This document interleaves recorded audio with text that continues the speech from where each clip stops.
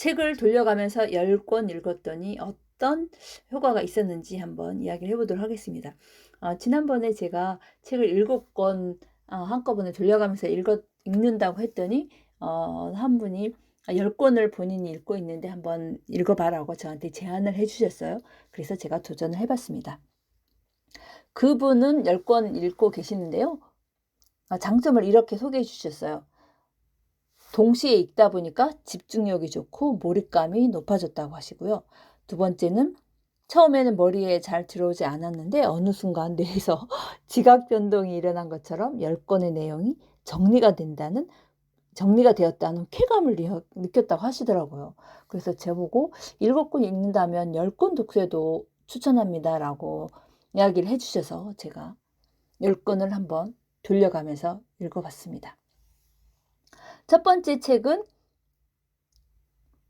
홍자성 지음의 책은담입니다. 책은담은 제가 하루에 한 페이지씩만 읽고 있는데요. 간단한 일화가 있고 거기에 대한 메시지가 있는 책입니다. 이날 읽은 책은 자기 마음을 살펴 망상을 없애라라는 메시지예요. 이 글을 읽고 긍정의 등불이 꺼지지 않도록 살펴봐야겠다는 생각을 했고 자신을 돌아보고 성찰해야겠다는 생각도 들었죠. 자신을 돌아보고 돌보는 성찰이야말로 변화의 시작이니까요. 두 번째 읽은 책은 마음속의 마법이라는 책입니다. 윤 스탠리 앤더슨이라는 분이 지었는데 이 책은 에크하르트 톨레가 추천을 했더라고요. 제가 좋아하는 에크하르트 톨레 작가인데요. 에크하르트 톨레의 지금 이 순간을 살아라가 저를 아주 변화시킨 책이라서 좋아합니다. 마음속의 마법이라는 책은 앞에 읽은 책은담하고 좀 연결돼서 자기 마음을 살펴 망상을 없애라고 책은담에서 말했었는데 여기에서는 자신의 진짜 마음인 비밀 자아를 찾아라는 게 핵심이에요. 두 주제가 다 마음이지만 비밀 자아인가 아니면 마음을 살펴라라고 하는 부분에서 서로 연결성이 있겠죠. 제가 읽은 페이지에는 자기 자신의 마음속에서 싸움을 시작한 사람만이 가치 있는 사람이다. 로버트 브라우닝의 말을 인용을 했는데요. 자기 마음속에서 싸움을 한다는 건 기존의 자신의 말과 행동, 사고에서 충돌이 일어난다는 것인데요. 변화해야 할 시점이나 변화의 필요성이 있을 때 내적 싸움이나 갈등이 일어나는 아주 좋은 현상이죠. 이 내적 싸움, 내적 갈등이 있어야 정리가 되고 또 변화가 일어날 테니까요. 세 번째 읽은 책은 벤자민 하디의 퓨처 셀프입니다. 3독, 4독하고 있는 책이고요. 2025년 1월에 북클럽으로 두 번째 선정된 책입니다. 작년 1월에도 북클럽 선정을 했는데요. 올해 1월에도 북클럽을 선정한 이유가 해마다 읽으면 너무 좋겠다는 생각에서 읽고 있습니다. 제가 읽은 페이지는요. 내가 달라질 거라는 전망이 있으면 현재의 나를 품위 있게 만들 힘이 생긴다. 이 부분이었습니다. 전에는 눈에 띄지 않았는데 오늘은 눈에 확 띄더라고요. 미래의 나가 좀 더 멋있는 사람이라고 생각한다면 지금 조금 더 다르게 행동하지 않을까요? 좀 더 품위 있게 만든다는 말에 아주 공감이 가더라고요. 작가를 꿈꾼다면 지금처럼 하기보다 좀 더 많은 책을 읽고 많은 글을 쓰고 다양하고 깊이 있는 사고를 하고 작가들을 더 만날 것 같다라는 생각이 들었습니다. 네 번째 읽고 있는 책은 나 인생 만화 답사기 유홍준 작가의 책입니다. 요즘 아주 흥미롭게 읽고 있는 책인데요. 여기에서 한국과 일본의 정원사 일화가 아주 재밌었어요. 정원에 돌 10개를 깔아 놓는다면 한국 정원사와 일본 정원사는 어떻게 다를까요? 일본 정원사는 9개의 돌은 반듯하게 놓고 1개는 비스듬히 놓는데요. 그런데 한국 정원사는 9개는 아무렇게나 놓고 1개는 반듯하게 놓는다고 합니다. 일본은 인공미, 한국은 자연미를 구현한다고 소개한 글이 인상적이었고 그렇구나라고 좀 웃음이 나오더라고요. 다른 나라와 그 문화를 비교하면서 다름을 인정하는 관계까지 확장하고 싶다는 생각이 든 책이었고 이런 일화는 더 책을 흥미롭게 읽을 수 있도록 유도를 하는 것 같아요. 다섯 번째 책은 이성복 작가의 무한화서입니다. 시를 잘 쓰기 위해서 도움이 되는 책인데요. 제가 읽은 책은 이 부분입니다. 100페이지인데요. 시적인 것은 일탈에서 나와요. 시는 일관성 있는 헛소리예요. 일관성만 있거나 헛소리만 있다면 시는 자취를 감춰요. 라는 부분입니다. 시는 일탈, 일관성, 헛소리가 적절하게 버무려져야 멋진 시가 나올 거라는 생각을 하게 만든 부분입니다. 네, 6번째 읽은 책은 고민숙 작가의 읽고 쓴다는 것, 그 거룩함과 통쾌함에 대하여입니다. 이 책도 제가 3독, 4독하고 있는 책인데요. 독서와 쓰기에 대한 제 프로그램이 많기 때문에 어떻게 하면 수강하시는 분들에게 독서와 글쓰기의 중요성을 잘 전달할까 고민하면서 읽었어요. 글쓰기도 사물을 처음 만나고 또 차이를 발명해내고 보이지 않는 것을 연결하는 것이 글쓰기의 동력이라고 고민숙 작가가 말했는데요. 마치 갓난아기처럼 처음 세상과 만나는 그 순간을 일깨우는 길이라고 하더라고요. 글쓰기에 대해서 얘기했지만 앞서 읽은 무한화서하고도 좀 연결이 되고, 시를 쓰거나 글을 쓸 때는 뭔가 처음 세상을 만나는 것처럼 뭔가 두 개의 차이도 발견하고 또 보이지 않는 사랑, 마음, 우정, 행복, 이런 것을 연결할 수 있는 게 바로 글쓰기의 동력이구나라고 이해를 하게 됐죠. 읽기와 쓰기의 세상은 확연하게 다르더라고요.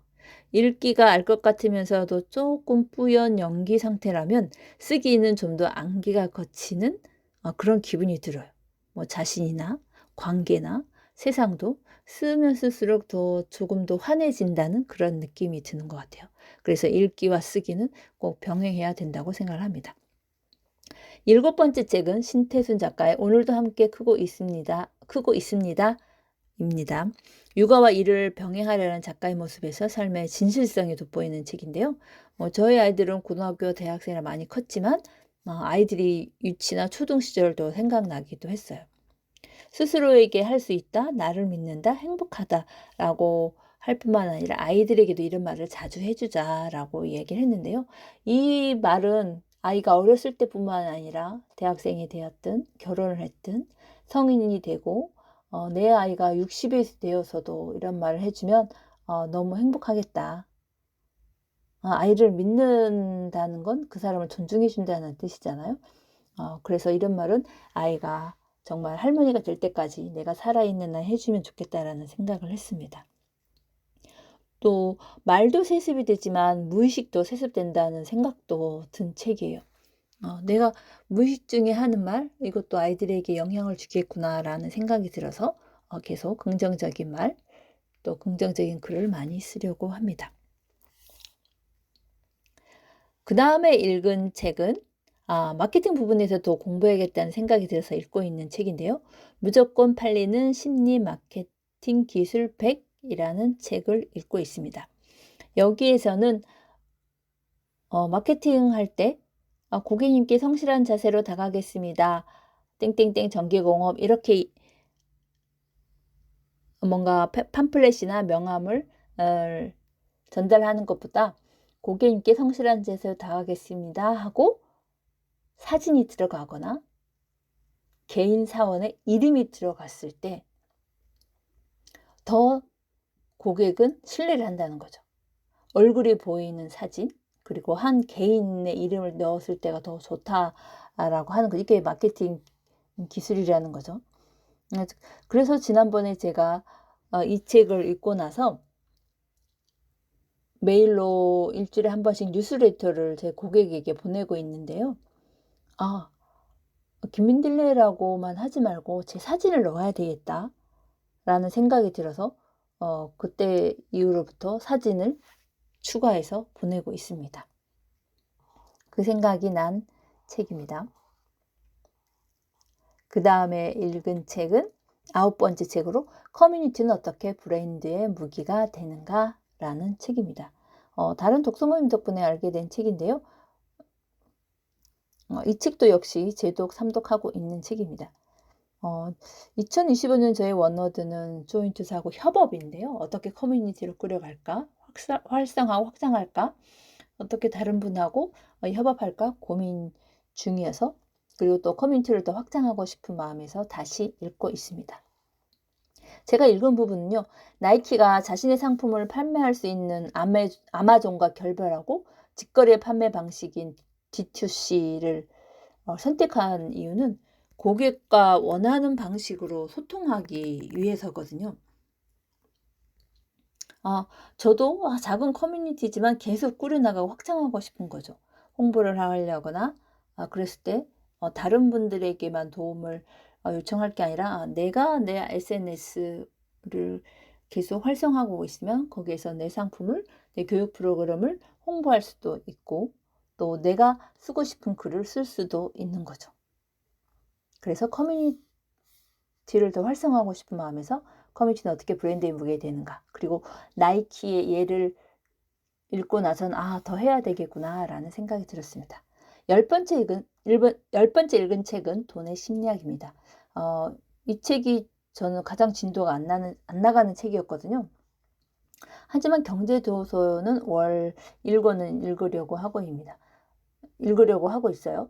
돈을 버는 것과 돈을 잃지 않는 것은 여기서 다르다고 하는데요. 돈을 버는 것은 리스크를 감수하고 낙천성, 적극적인 태도가 필요한데 돈을 잃지 않으려고 하는 것은 검소와 절제가 필요하다고 하네요. 네, 공감하지만 상당히 어려운 부분이잖아요. 이 책을 읽으면서 돈을 버는 것, 적극적인 것, 돈을 또 잃지 않으려고 하면 정말 검소하고 절제가 필요하겠구나라는 생각을 다시 하게 된 책입니다. 10권을 읽었는데 정말 소개해 주신 분처럼 처음 읽으니까 머릿속에 막 지진이 나는 것 같더라고요. 하지만 읽고 보니까 10명의 스승을 차례차례 만난 그런 기분이었어요. 그리고 읽고 나서는 이 10가지 중에서 한 부분씩만 5가지만 실천해도 오늘 하루가 참 만족스러운 하루가 되겠구나라는 생각이 들었어요.